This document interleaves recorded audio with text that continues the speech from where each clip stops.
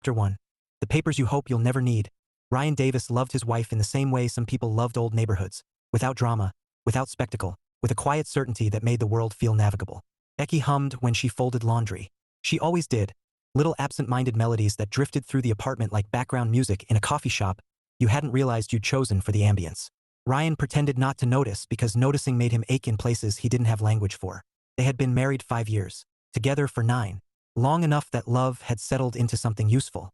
Long enough that he could reach for her in the dark and know where she'd be. And long enough that he understood how quickly certainty could disappear. Ryan shut the filing cabinet drawer with more care than necessary. The metal made a soft, conciliatory click. He stood still afterward, hand resting on the cool handle, as if the cabinet might confess something to him if he waited long enough. Inside the back folder, alphabetized, easy to find only if you already knew it was there, were the separation papers. And signed. Undated. Fair. He hadn't told anyone. Not his parents. Not his friends. Not Becky. Especially not Becky. He hadn't prepared them in anger, or suspicion, or even resentment. Those emotions would have been simpler. Those would have given him something to confront, something to rail against. Instead, the decision had grown in him slowly, like pressure behind the eyes. The problem was not how his wife treated him. She loved him generously, remembered how he took his coffee even though he rotated preferences every few months, texted him pictures of dogs she saw on the street with commentary he pretended not to enjoy. She still laughed at his jokes, even the bad ones, which lately were worse than usual because his brain had developed a new hobby, imagining worst-case scenarios at 2 in the morning.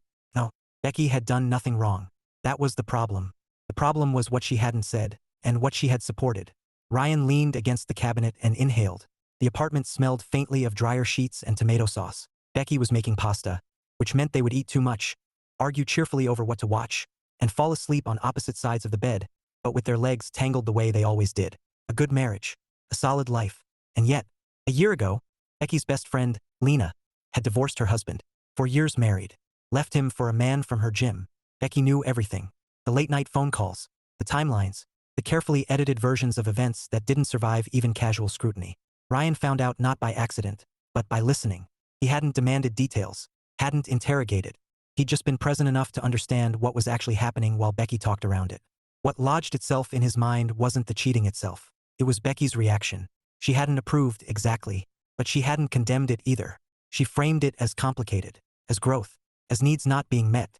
She emphasized how unhappy Lena had been, how trapped, how difficult it was to leave. When Ryan asked, carefully, whether Lena's husband knew yet, Becky had hesitated. Just long enough. Ryan hadn't pressed. Not then. He never accused Becky of anything.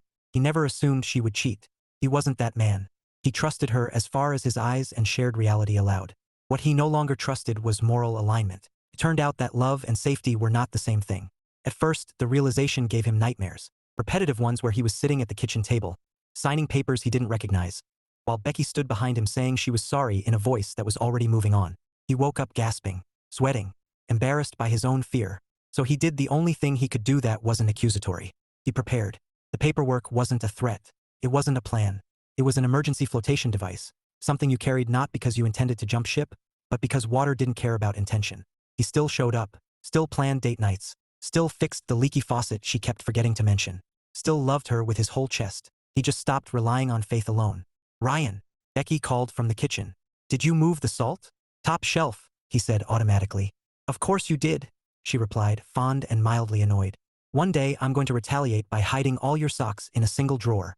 You wouldn't dare. Oh, I would. He smiled despite himself and walked into the kitchen. She stood at the stove in an old college sweatshirt, hair pulled into a messy knot that always came undone before the meal was finished. She looked comfortable, happy. Seeing her like this hurt more than any imagined betrayal. You good? She asked, glancing at his face. You look thoughtful, which usually means something broke that you haven't told me about. Nothing broke, he said, truthfully. She bumped his hip with hers as she stirred the sauce. Well, if it does, we'll fix it. That's kind of our thing. Their thing. Ryan kissed her temple and felt the reflexive way she leaned into him. Muscle memory. Love refined into instinct. Yes, he said quietly. It is. That night, after Becky fell asleep, Ryan lay awake listening to the cadence of her breathing. He loved her too much not to be honest. He loved her too much to gamble his future on assumptions he couldn't verify. In the filing cabinet, the papers waited patiently. Unoffensive. Silent. He hoped they would stay there forever. Life, of course, was less sentimental. Chapter 2, The Filing Cabinet. Becky Davis went looking for tax forms with the mild irritation of someone who had done this exact task at least 3 times already and knew the papers would not be where they logically belonged. Ryan organized things the way museums organized artifacts. Everything labeled. Everything preserved. Everything deliberately out of the way of daily living. She loved him for that. Mostly until it meant she had to crouch on the floor, tugging open file drawers that resisted like they were judging her. She knelt in front of the filing cabinet in the spare room, flipping through folders. Home, insurance, medical, vehicles. She smiled faintly at the neatness of it. It was very Ryan. Prepared for contingencies nobody else bothered to imagine. Of course, she muttered when the tax forms were nowhere to be found. She opened the last drawer. The back one. The one that always made a dull sound, as if it resented being disturbed. The folder wasn't labeled. That was the first thing that caught her attention. Ryan labeled everything. She hesitated, fingers hovering over the plain manila edge. There was a strange, anticipatory tightening in her chest that she tried to shrug off. Probably something boring. Legal notices. Warranty paperwork. The adult equivalent of junk mail. She pulled the folder out anyway. The word separation appeared halfway down the first page. Her brain stalled. Not confusion, recognition. The kind that strikes before the mind can build a defense. Her eyes skimmed despite her hands shaking, darting to familiar legal language. Parties, assets, residency. It was thorough, methodical. Her name was there. So was Ryan's. Her stomach dropped so hard she thought she might throw up. Becky sat back on the floor, the folder slipping from her fingers. Papers fanned out like something fragile had been broken, which felt accurate. She grabbed them again, flipping pages as if the next one might apologize, might explain itself, and signed, undated. That fact did not comfort her the way it might have if she were calmer. She stood abruptly, pacing the small room. Her thoughts were loud and disordered, ricocheting between half-formed conclusions and memories that suddenly felt suspicious. We've been fine. He kissed me last night. We just made plans for the weekend. The supporting evidence didn't line up with the crime scene laid out in her hands. Her throat tightened. The idea that Ryan, steady, gentle Ryan, had been quietly preparing to leave her without saying a word felt less like anger and more like betrayal through omission. She replayed the past weeks in her head, searching for signs she must have missed. Nothing jumped out. He hadn't withdrawn, hadn't grown sharp or distracted. If anything, he'd been exactly himself, which made it worse. The idea that he could prepare an exit while behaving lovingly felt like discovering a stranger inside someone you slept next to every night. Becky stuffed the papers back into the folder, returned it to exactly where she had found it, and slid the drawer closed with shaking hands. She stood there for a moment, palms pressed flat against the cabinet, breathing hard. Okay, she told herself. Okay, don't jump to conclusions. That resolve lasted approximately 30 seconds. She grabbed her phone and retreated to the bathroom, shutting the door softly behind her. The mirror reflected a version of herself that looked smaller, stunned. She barely recognized the woman staring back. Her fingers hovered before she typed Lena's name. Of course she did. If something catastrophic was happening to your marriage, you went to your best friend. That was the rule. Becky had believed in it her entire adult life. The phone rang twice before Lena answered, breathless and cheerful. Hey, what's up? Becky swallowed. I just found separation papers. In my house. There was a pause. Not long, but not short either. Okay, Lena said carefully. That's not great. Not great. Becky snapped, then winced. I'm sorry. What am I supposed to think? Well, Lena said, tone sliding into familiarity. Men don't just do that for fun. Becky sank onto the closed toilet lid. We've been happy. Or at least I thought we were. Did you ask him if something was wrong? No. Have you thought maybe he's been unhappy for a while and just hiding it? The idea lodged itself sharply in Becky's mind, where it began rearranging memories into something more dangerous. I don't understand, Becky said. Why wouldn't he talk to me? Lena sighed. Some people avoid conflict until they're ready to leave. You know that. Becky did not, in fact, know that, but panic made her accept it anyway. Maybe talk to a lawyer, Lena added. Just in case. You need to protect yourself. Protect yourself. The phrase echoed unpleasantly. Becky hung up feeling worse, not better. The advice hadn't clarified anything. It had simply legitimized her fear. She left the bathroom and found Ryan in the kitchen, rinsing dishes with the easy rhythm of domestic routine.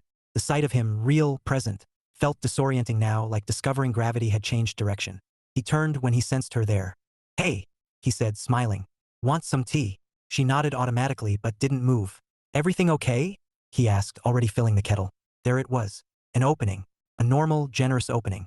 Becky opened her mouth and closed it again. Not like this. Not without understanding first. I'm just tired, she said instead, hating herself a little for the lie. Ryan frowned with concern that felt genuine enough to cut. Long day. Something like that. That night, Becky barely slept. The The paperwork replayed behind her eyelids, overlaid with every ambiguous moment of the past year. She wondered how long they'd been there, whether he'd meant to tell her, whether this was some kind of safety net or an escape hatch. In the morning, Ryan left early for work, kissing her forehead like always. Becky lay still until she heard the door close, then stared at the ceiling until her thoughts knotted themselves into something firmer than fear. She didn't want accusations. She didn't want ultimatums. Whatever was happening, she needed to understand it. By the time Ryan got home that evening, Becky had already made up her mind. "I found something today," she said when he stepped inside, voice even through conscious effort. He froze. Not dramatically, not guiltily, just still. "What did you find?" he asked carefully. "The filing cabinet," she said. "In the back." She watched his face change. Not with panic, but with resignation so quiet it startled her. "Oh," he said. That single syllable hurt more than denial would have. They stood there for a moment, suspended between conversation and what came after. "I'd like to talk about it," Becky said. "Not to fight, just to understand." Ryan nodded once. "Okay, let's sit down." They moved to the living room, taking opposite ends of the couch with an unfamiliar formality. Becky clasped her hands together to keep them from shaking. "I thought we were okay," she said first. "I still think we are. But finding those papers made me feel like I was missing something huge." Ryan inhaled slowly. He looked tired, older, not distant, just heavy with thought. "You weren't supposed to find them," he said. "That's not comforting." "I know," he replied quietly. "And I'm sorry for that." She searched his face. "Why do you have them?" Ryan hesitated, not as someone searching for an excuse, but as someone deciding how much truth was needed all at once. Then he met her eyes. "I didn't prepare them because I want to leave you," he said. "I prepared them because I love you, and I needed to be able to sleep at night." Becky blinked, confused. "What does that even mean?" Ryan folded his hands together, grounding himself. "It means I saw something that made me feel unsafe. Not because of what you did, but because of what it changed." Her pulse quickened. "Changed about what?" "About how we see trust." The room felt suddenly smaller, like invisible walls were moving inward. "Ryan," she said, trying to keep her voice steady. "I need you to explain." He nodded. "I will. I promise." The conversation she had feared, had avoided all day, was finally beginning. And Becky realized, with a sinking feeling, that whatever came next would change the shape of their marriage, whether either of them wanted it to or not. Chapter 3. Asking without accusing. Ryan sat with his hands folded like he was waiting for a verdict. Becky noticed it immediately, the way his posture had shifted. Not defensive, not closed off, but careful. As if words were sharp objects now, and he was choosing which ones could safely be handled. "I don't want this to turn into a fight," Becky said first. She forced herself to keep her voice calm, steady. "I'm not here to accuse you of anything. I just need to understand what's going on in my own marriage." Ryan nodded. "That's fair." She waited. He didn't rush to fill the silence, and that alone told her this wasn't something he'd been hiding thoughtlessly. This had weight. History. "You said you prepared the papers because you needed to sleep at night," Becky said. "I need you to explain that part, because right now it sounds like you were planning a future without me." "I wasn't," Ryan replied immediately. "I was planning for a future where I didn't get blindsided." That landed heavier than she expected. "By me?" she asked, incredulous despite herself. Ryan hesitated just long enough for her chest to tighten. "By circumstances," he said carefully. "By information I didn't have control over." Becky sat back, crossing her arms. Not in anger, but for something to do with them. "Ryan, that feels like you're talking around the point." He exhaled through his nose, a habit she recognized from moments when he was bracing himself to say something that might not go over well. "Okay," he said. "I'll stop circling it." He looked at her directly. "This has nothing to do with you cheating. I don't think you have. I don't think you are." Her shoulders loosened a fraction. "But," he continued, "it has everything to do with what I learned about how you see fidelity, and secrecy, and what's acceptable inside a marriage." Becky's brow furrowed. "I haven't changed how I see those things." "You didn't," Ryan said quietly. "I just learned how differently we already see them." The room went still. "What are you talking about?" she asked. Ryan leaned forward slightly, elbows on his knees, as if grounding himself. "Lena." Becky blinked. "Lena?" "The last year," he said. "What happened with her marriage? What you knew, when you knew it, and how you talked about it." Becky stared at him, stunned. "You drew up separation papers because of my friend?" "No," Ryan said firmly. "I drew them up because of what your response to your friend showed me." "That's insane," she said, the word leaving her mouth before she could temper it. "I didn't cheat. I didn't support cheating." Ryan didn't flinch. "You supported her." "I supported her," Becky insisted. "She was my friend. She was hurting. She was cheating on her husband," Ryan replied, not unkindly. Becky opened her mouth, then closed it again. She stood and paced to the window, needing space, air, anything that kept this from feeling like an interrogation. You don't get it, she said finally. Her marriage wasn't ours. Her choices weren't mine. I agree, Ryan said. Completely. She turned, surprised. Then why are we even talking about this? Because you knew, he said. And you didn't tell me. Becky's stomach dropped. I didn't think it was my place, she said defensively. It wasn't my story to tell. But it was my marriage you were bringing it into, Ryan said softly. Every time you talked about it. Every time you framed it as understandable. Every time you emphasized her happiness over her honesty. Becky shook her head. That doesn't mean I think cheating is okay. It means you didn't treat it like a deal breaker, Ryan replied. And I didn't know that until then. The words stung because they were precise. I was trying to be compassionate, Becky said. Not everyone's situation is black and white. Ryan nodded. I get that. Truly. He paused, choosing his words. But compassion without boundaries is still a stance. And when I realized that cheating and keeping it secret was something you could contextualize instead of condemn, it changed how safe I felt assuming we shared the same lines. Becky folded her arms tighter. So because I didn't blow up my friendship, you stopped trusting me? Ryan's gaze was steady. I stopped assuming. Silence stretched between them. What exactly did you assume before? She asked quietly. That if you ever did something that would affect our marriage, he said, I would know. That we would talk about it before it became something I had to discover. Becky's throat tightened. I wasn't hiding anything from you. You were, Ryan said gently. You just didn't think it counted. She stared at him. I'm allowed to have private conversations. Yes, he agreed. But there's a difference between privacy and secrecy. The words felt rehearsed, not in a manipulative way, but in the way someone practices something they hope they'll never have to say. If something only affects you, it's private, Ryan continued. If it affects how I understand our relationship, it's a secret. And secrets erode trust whether they're intentional or not. Becky sank back onto the couch, the fight draining out of her. I didn't keep it from you on purpose. I know, Ryan said. That's the worst part. It means we weren't lying to each other. We were just operating under different assumptions. Becky rubbed her temples. So your solution was paperwork? Ryan let out a humorless huff. My solution was to do the one thing I could do without accusing you of anything. Without demanding reassurance you didn't owe me. I prepared for a worst-case scenario so I wouldn't become paranoid waiting for signs. Her chest ached. You thought I was going to hurt you. I thought, Ryan said carefully, that I couldn't afford to find out too late that we disagreed on something fundamental. She let that sit. You never asked me, Becky said eventually. You never told me this bothered you. I should have, Ryan admitted. That's on me. I was afraid that bringing it up would sound like an accusation when it wasn't. I didn't want to police your friendships or make you defensive. So instead you planned for a divorce. I planned for stability, he said quietly. So if the rug was ever pulled out from under me, I wouldn't be left scrambling. Becky shook her head, tears burning behind her eyes.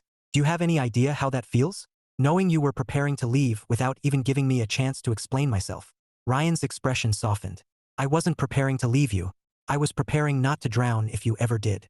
That made something in her chest crack open.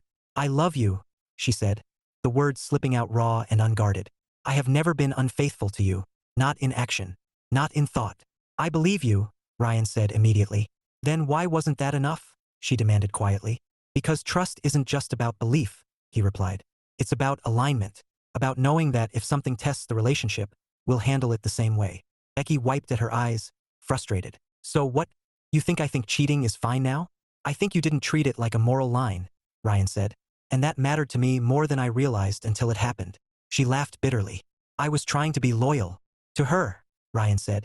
Becky stared at him. And I didn't know, he continued, whether that loyalty would ever come before us. That hurt because she had never asked herself that question.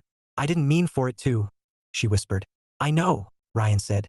Intent doesn't erase impact. She sat quietly, absorbing that. So now what? Becky asked finally. You've told me everything. I'm still trying to catch up. Ryan took a breath. Now, I need to know whether we actually see this the same way. Whether what scared me was a misunderstanding, or a real difference we just never had to face before. Becky nodded slowly. I need time. Take it, Ryan said. I'm not going anywhere. She looked at him then really looked. The paperwork, the restraint, the fear he'd contained without lashing out. You know, she said softly, most people would have already assumed the worst of me and acted on it. Ryan gave a small, tired smile. I didn't marry most people. Becky stood, heart heavy but clearer than it had been all day. I think, she said carefully, I need to talk to my parents. Ryan nodded. That sounds reasonable. She paused at the doorway. I wish you'd talk to me sooner. So do I, he said honestly. But I'm glad we're talking now. She left not angry, but shaken, carrying the uncomfortable realization that love alone wasn't enough to calibrate a marriage. Shared meaning mattered too.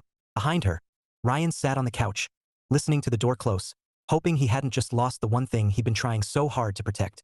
Chapter 4. Definitions. Becky drove to her parents' house on autopilot, the route familiar enough that her body took over, while her mind stayed tangled in fragments of the conversation she just left behind. Privacy versus secrecy. Alignment. Assumptions. The words clung to her, irritating in their calm precision. Her parents' house sat on a quiet street lined with magnolia trees just beginning to bud. The familiarity steadied her nerves enough that when she rang the bell, she didn't feel like she might crumble on the doorstep, only mildly cracked. Her mother answered first, already smiling. The smile faded the moment she took Becky in. "Oh," her mom said. "That face means either something broke or someone said something that can't be unsaid." Becky exhaled and stepped inside. "Can I talk to you both?" Her father looked up from his chair, glasses perched low on his nose. "We're listening." They settled at the kitchen table, the same one Becky had done homework at decades ago, the same one where problems had always felt solvable just by being aired out. She told them everything. About the filing cabinet, the separation papers, Ryan's explanation, the part about trust that didn't hinge on accusations, but alignment. She spoke quickly at first, as if speed might keep the story from solidifying into something real. "I think he's being unfair," Becky finished, arms crossed defensively. "I didn't cheat. I didn't lie. I didn't do anything to harm our marriage." Her parents exchanged a look, not alarmed but thoughtful. Her father spoke first. "Did Ryan say you cheated?" "No."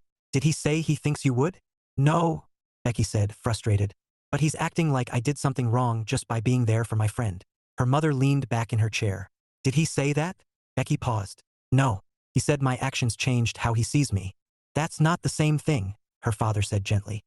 Becky let out a bitter laugh. "Feels the same." Her mother smiled a little sadly.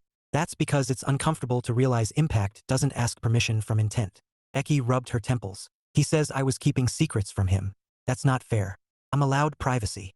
Her father nodded. "You absolutely are." Relief flickered, brief, premature.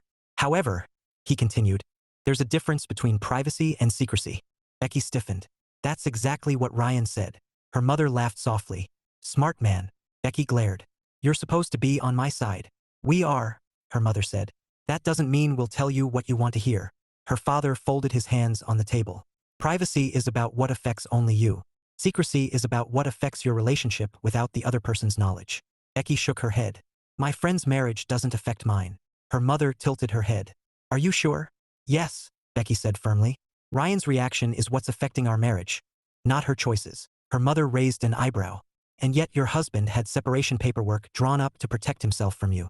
The words landed hard. Becky opened her mouth, then closed it again. "That doesn't mean Lena affected our marriage," Becky insisted weakly.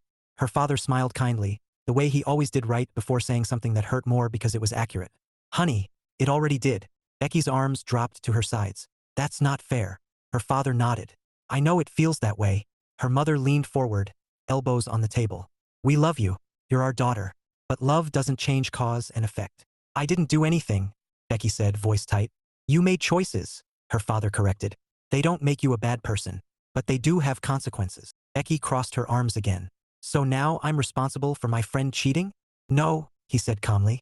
"You're responsible for the company you keep and what that company communicates to your spouse."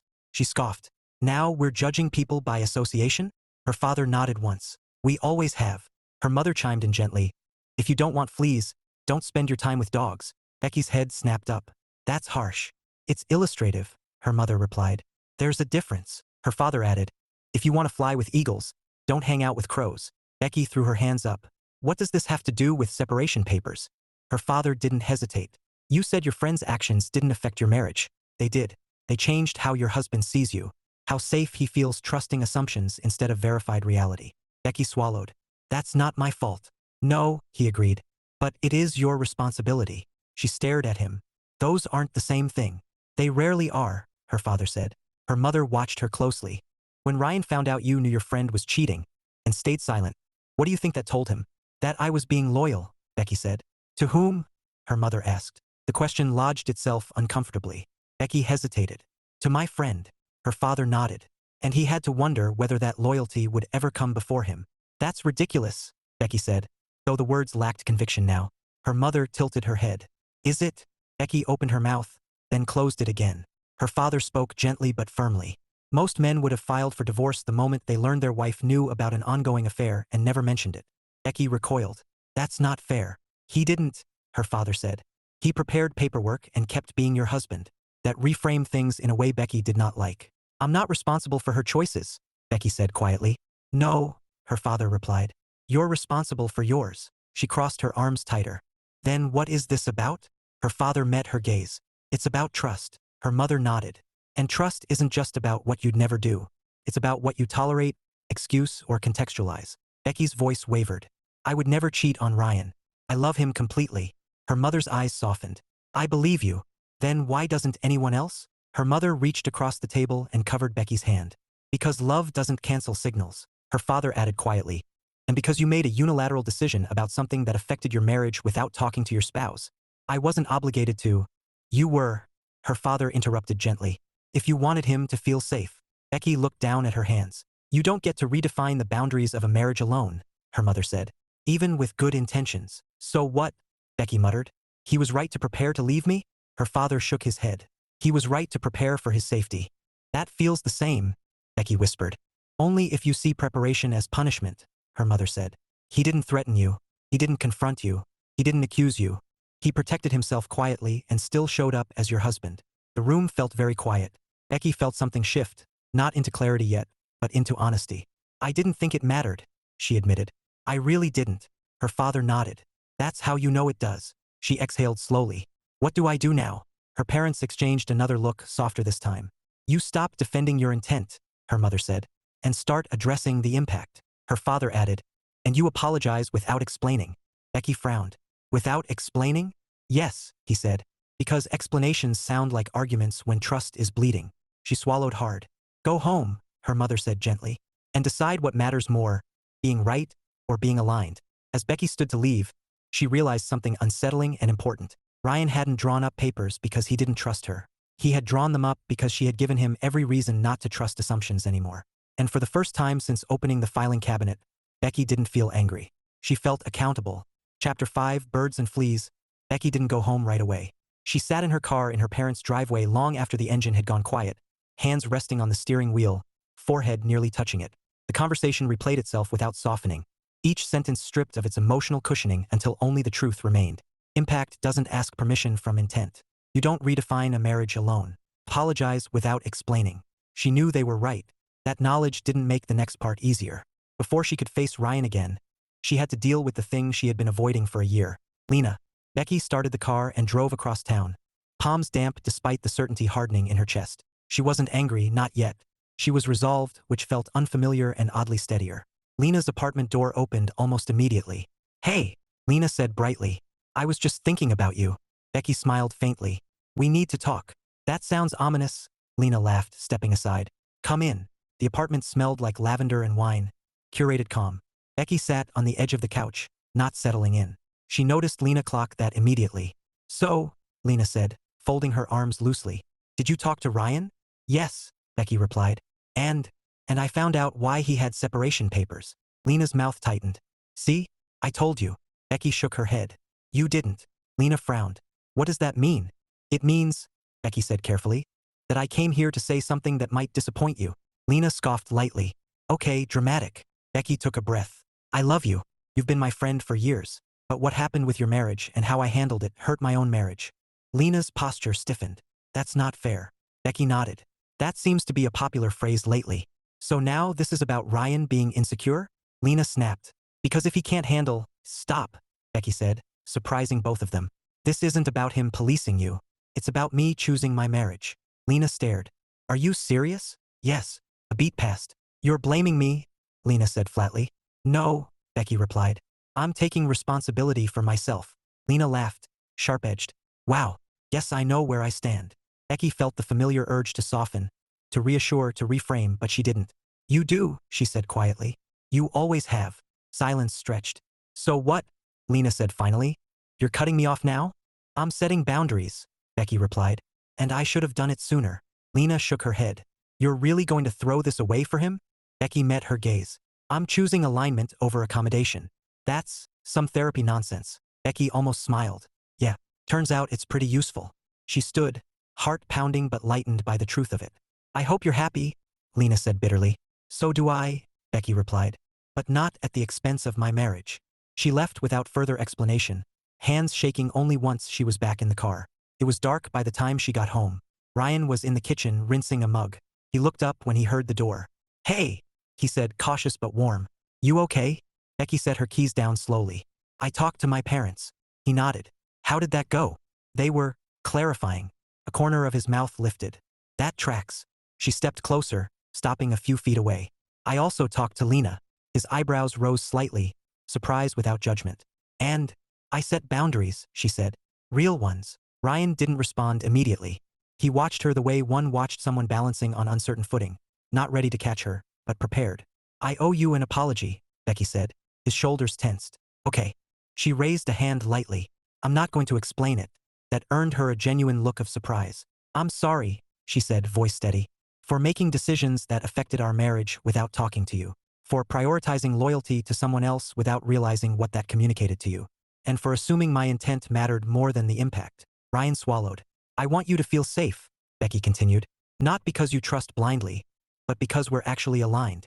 Silence followed. Not uncomfortable. Processing. Thank you, Ryan said finally. That means more than you know. She exhaled, tension leaving her shoulders. I don't want to be right. I want to be with you. He stepped forward and took her hands, grounding both of them. I don't want an emergency flotation device, he said quietly. I want us swimming in the same direction. Becky smiled then, small, shaky, sincere. So, she said, where do we put the birds and fleas? He laughed softly, pulling her into an embrace. Hopefully somewhere outside the house. They held each other longer than usual, not because something had ended, but because something new had begun. Trust, Becky realized, wasn't blind faith. It was conscious choice. Chapter 6. The apology that actually works. Ryan woke before the alarm, staring at the pale line of dawn along the ceiling. Becky slept beside him, turned slightly toward his side of the bed, one hand resting near his shoulder like she always did. The continuity of that small habit steadied him more than he liked to admit. It reminded him that despite the weight of the last 2 days, some things hadn't fractured. Yet, he lay still, listening to the quiet sounds of the apartment. The hum of the refrigerator, the distant whoosh of a car on wet pavement. Life continuing at a pace that felt almost rude in its normalcy. When Becky stirred, he pretended not to be awake. He wasn't ready to speak yet. Not until he understood how he felt now that the truth was out in the open. She slipped from the bed carefully, as if trying not to disturb him.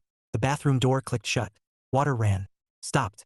A few minutes later, the smell of coffee drifted down the hallway. He exhaled and got up. Becky stood at the counter in pajamas, mug cradled in both hands, shoulders bare and slightly slumped. She looked tired but not defensive. That alone told him something had changed. Morning, she said softly. Morning. They stood there, orbiting around one another's presence, close enough to touch but not yet bridged. I didn't sleep much, Becky offered. Me neither, Ryan said. She nodded, accepting the shared cost without commentary.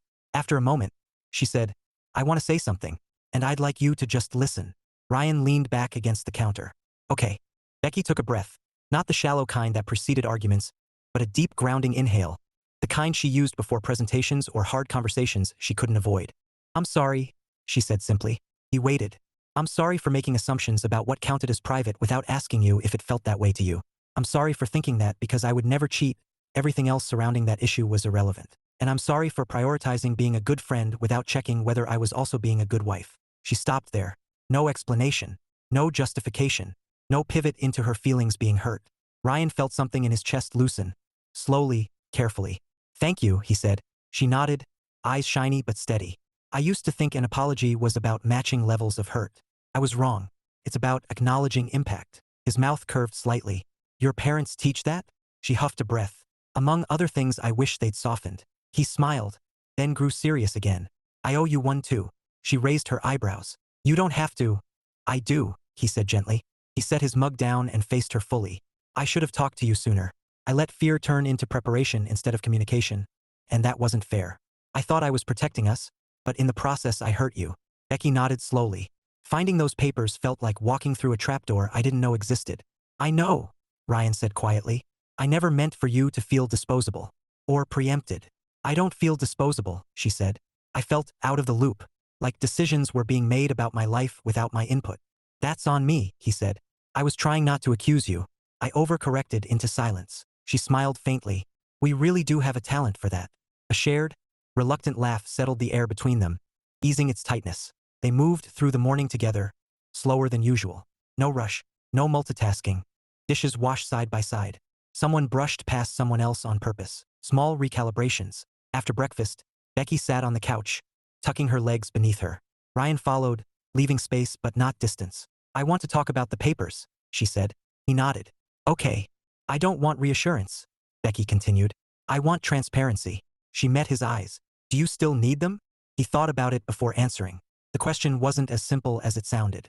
I don't want them, he said. That hasn't changed. But, she pressed gently. But safety isn't something I can just switch back on, he admitted. It's something that rebuilds. She nodded. That's fair. I don't expect blind trust, Ryan said. I expect shared values. And the willingness to talk when something threatens them. I can do that, Becky said immediately. Then she softened. I want to do that. They sat with that for a moment. I talked to Lena, Becky said quietly. He glanced at her. Yeah. I drew boundaries. Ones I should have drawn a long time ago. And how did that feel? She shrugged.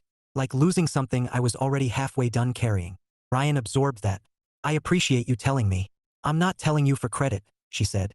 I'm telling you because I don't want you wondering what you don't know anymore. A corner of his mouth lifted. That helps. She smiled, really smiled, relieved. Can I ask you something uncomfortable? Becky said. When has that ever stopped you? She nudged his knee with hers. When you realized we might not see cheating the same way. Did you stop seeing me as your partner? No, Ryan said immediately. I stopped seeing our alignment as automatic. That's different. She let that settle. I think, she said slowly, I confused intent with safety. He nodded. Most people do. And I think, she added, you confused preparation with communication. He winced. Probably. She leaned her head against his shoulder, testing the weight of it. He didn't pull away. This might take time, she said. I know. I'm willing to put in that time. So am I. They sat quietly, the kind of silence that felt earned rather than strained. Later that afternoon, Becky stood in the spare room, staring at the filing cabinet. The drawer looked smaller now, less ominous. Ryan hovered in the doorway. You don't have to touch it yet. I want to, she said. She opened the drawer and withdrew the folder, holding it carefully, not with fear but with reverence for what it represented. Preparation, anxiety, love trying not to break itself. She placed it on the desk between them. I don't want to rip these up, she said. Not dramatically. Not today. Ryan nodded. Okay. I want them to be unnecessary, she continued. Not forbidden. He considered that, then nodded again. That feels right. They slid the folder into a different drawer. Not hidden. Not ignored. Just no longer center stage. As evening fell, they cooked together, bumping elbows, debating pasta shapes like it mattered. Ryan caught Becky watching him more than once, as if recalibrating the idea of who he was now that she knew everything he'd been carrying. You know, she said suddenly, stirring sauce. This isn't very romantic. Ryan raised an eyebrow. I don't know. Difficult conversations and mutual accountability. She smiled.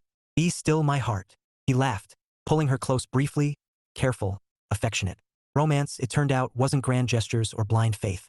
It was staying, talking, choosing alignment when comfort would have been easier. And for the first time since the filing cabinet had been opened, Ryan felt something close to peace. Chapter 7, Boundaries. Becky discovered, somewhat to her surprise, that setting boundaries did not feel noble. Felt awkward and itchy, and like carrying a fragile plate through a crowded room while everyone else insisted it would be faster if she just let go. 2 days after her conversation with Lena, Becky was reminded that boundaries, once drawn, had a habit of being tested immediately. Her phone buzzed while she was chopping vegetables for dinner. Lena, I miss you. Can we talk? Becky stared at the screen, knife suspended mid-air. Ryan was at the table a few feet away, reading something on his tablet. He hadn't asked her to cut Lena off completely. He hadn't asked for conditions or reports or reassurance. That was somehow worse. He had trusted her to decide what alignment looked like in practice. I'm going to step into the other room for a minute, Becky said casually. Ryan glanced up. Everything okay? Yeah, she said. Just adulting. He smiled faintly. Good luck with that. In the hallway, Becky typed carefully. Becky, I care about you. I'm open to talking, but only if we can do it without minimizing what happened or blaming my marriage. The response came quickly. Lena, so I'm the villain now? Becky closed her eyes briefly. Becky, no. But I'm not available for conversations that frame accountability as betrayal. She stared at the message after sending it, half expecting lightning to strike or the emotional equivalent of a siren to go off. There was a long pause. Then, Lena, I don't recognize you. Becky exhaled. Becky, I think I'm just recognizing myself. She put the phone down before she could second-guess herself and returned to the kitchen. Ryan didn't look up this time, but he noticed anyway. He always did. You okay? He asked gently. Yeah, Becky said, surprised to find it was true. Over dinner, they talked about neutral things. A neighbor's excessively judgmental dog. Whether they should actually take that hiking trip they always talked about and never planned. The conversation flowed easily, but not evasively. Later that evening, curled together on the couch, Ryan broke the comfortable quiet. Can I ask something? He said. Becky nodded. Always. What made you realize you were okay with setting those boundaries? He asked. With Lena. I know that couldn't have been easy. She thought about it. Honestly, I realized that every time I avoided discomfort to keep the peace, I was asking you to absorb the uncertainty. Ryan considered that. I don't want to outsource discomfort in our marriage anymore, Becky continued. I'd rather face it directly, even if it's messy. A small smile tugged at his mouth. That's extremely attractive. She laughed. Low bar. No, he said seriously. High one. The test came the following weekend. They were at a friend's small backyard gathering. Nothing dramatic, just folding chairs, drinks in mismatched cups, and conversation drifting in lazy circles. Becky was halfway through explaining a completely unnecessary decision Ryan had once made about light bulb wattage when she spotted Lena across the yard. Lena's eyes met hers first. The moment cracked open like a fault line. Lena approached with the determined brightness of someone who had rehearsed their tone in advance. Becky, she said a little too warmly. Hi. Ryan stiffened beside her, subtle but noticeable. Not possessive. Alert. Hi. Becky replied evenly. Lena glanced at Ryan. Hey. Lena, he said politely. There was an unmistakable pause, the kind where social rules waited to see who would bend first. So, Lena said lightly, can we talk? Becky didn't miss the way Lena angled her body, trying to pull her aside automatically. She didn't move. About what? Becky asked calmly. Us, Lena replied. You kind of disappeared. Becky nodded. I stepped back. That hurts? Lena said, not angrily, just matter of fact, as if stating an obvious flaw Becky was expected to correct. I believe you, Becky said, but that doesn't make it wrong. Ryan's shoulders loosened slightly. He stayed silent. Lena laughed incredulously. Wow, okay. I guess I didn't expect you to change this much. I didn't either, Becky admitted. But here we are. Lena folded her arms. So what? I don't get to have an opinion now? You can, Becky said. I just don't have to center it. The words landed cleanly. No venom. No apology. Several nearby conversations stalled, curiosity quietly tuning in like an audience trying not to be obvious. Lena glanced around, then back at Becky. You're choosing him over me. Becky smiled gently. I'm choosing my marriage over patterns that scare my husband. Lena scoffed. He sounds controlling. That did it. Becky felt the line settle into place, not as anger, but as certainty. That's not true, Becky said evenly. But even if it were, that wouldn't justify secrecy or infidelity. And pretending it does is part of why I'm drawing this line. Lena stared at her. So that's it? Lena asked quietly. For now, Becky said. Yes. Lena held her gaze for a long moment, then shook her head and walked away without another word. The backyard noise swelled back into place like a released breath. Ryan turned to Becky slowly. Are you okay? Yes, she said. And when she said it this time, there was no adrenaline trembling behind it. He studied her. I've never seen you like that. Like what? Clear, he said. She smiled. Me neither. On the way home, Ryan reached for her hand as soon as they were buckled in. You didn't owe me that, he said quietly. I know, she replied. I did it for us. He squeezed her fingers. That makes a difference. Later that night, curled into each other again, Becky rested her head on Ryan's chest and listened to his heartbeat. Steady, present, unguarded. You know, she said thoughtfully, it turns out boundaries aren't walls. He hummed. What are they? They're doors, she said. You just get to choose who has keys. Ryan smiled into her hair. And for the first time since the separation papers had come into existence, neither of them felt like they were bracing for impact. They were simply standing together, clear-eyed, aligned, and undeniably on the same side. Chapter 8, Rebuilding Without Pretending. The strange thing about trust, Becky realized, was that once it broke, it didn't come back all at once. It returned in increments, quiet, unannounced, arriving dressed as ordinary moments. Like the way Ryan handed her his phone without a second thought when his hands were full and a text buzzed. Can you see who that is? He asked, already turning back to the stove. She glanced at the screen. His sister. She locked it and set it on the counter, heart doing a small, almost embarrassed flutter. Nothing dramatic had happened, and yet it mattered. They didn't make grand declarations in the days that followed. No sweeping promises. No vows renewed under candlelight. What they did instead felt both less glamorous and more consequential. They practiced. Do you mind if I grab dinner with coworkers on Thursday? Ryan asked one night while folding laundry. Becky looked up. Mind? No. Any concerns? He added, casual but intentional. She considered it. Not because she was suspicious, but because she knew now that sharing thoughts early mattered. Just text me when you're heading home, so I don't worry. He smiled. Deal. Later that week, Becky caught herself hesitating before telling Ryan about a work conversation that skirted into personal territory. Not because it was inappropriate, because she wasn't sure whether it was relevant. She told him anyway. Hey, she said, leaning against the doorframe of his office. Something small, but I want to check if it matters. It didn't, it turned out. But the way he listened, the way he thanked her for looping him in, reinforced a quiet understanding forming between them. Secrecy wasn't about scale. It was about exclusion. One evening, as rain tapped lightly against the windows, Becky found Ryan in the spare room, standing in front of the desk where the relocated folder now lived. Not touching it, just looking. She leaned against the doorframe, thinking deep thoughts. He huffed a small laugh, trying not to. She joined him, resting her shoulder against his arm. You don't have to decide anything yet. I know, he said. That's what makes it weird. He opened the drawer and slid the folder out, laying it flat on the desk. The papers inside hadn't changed, but their meaning had. When I made these, Ryan said, I was afraid of being naive, of mistaking love for protection. And now, Becky asked softly, now I'm afraid of mistaking vigilance for connection. She nodded. Those sound equally exhausting. He smiled faintly. They are. She picked up the folder, not to read it but to feel its weight. These don't scare me anymore, she said. That wasn't my goal, Ryan replied. I know. She met his eyes. They're not leverage. They're context. He considered that. So what do we do with them? Becky thought for a moment. We don't pretend they were never necessary. And we don't let them define us. Ryan took a breath. Okay. She returned the folder to the drawer and closed it. Not ceremoniously, not forever. Just conclusively for now. They didn't destroy the papers that night. Instead, they cooked dinner together, arguing cheerfully about whether garlic needed to be measured or merely hinted at. They shared a bottle of wine they'd been saving for a special occasion neither of them had ever defined. Later, stretched out on opposite ends of the couch, Becky tossed a pillow at Ryan's legs. Hey, he glanced over. Hey what? Thank you, she said, for not turning fear into accusation. He smiled softly. Thank you for turning clarity into action. They lay there a while, the rain easing, the apartment settling into its nighttime quiet. You know, Becky said thoughtfully, this version of us feels sturdier. Less shiny, Ryan agreed. More load-bearing. She laughed. Romantic. Hey, he said, grinning. I married you, not a metaphor. She rolled onto her side and rested her head on his lap. He absent-mindedly threaded his fingers through her hair. Rebuilding, she realized, wasn't about pretending nothing had happened. It was about refusing to let fear be the loudest voice at the table. And slowly, without spectacle, trust returned, not as a leap, but as a shared stride. Chapter 9, The Drawer. Spring arrived quietly. Not the cinematic version with declarations and sudden sunlight, but the subtler kind Ryan preferred.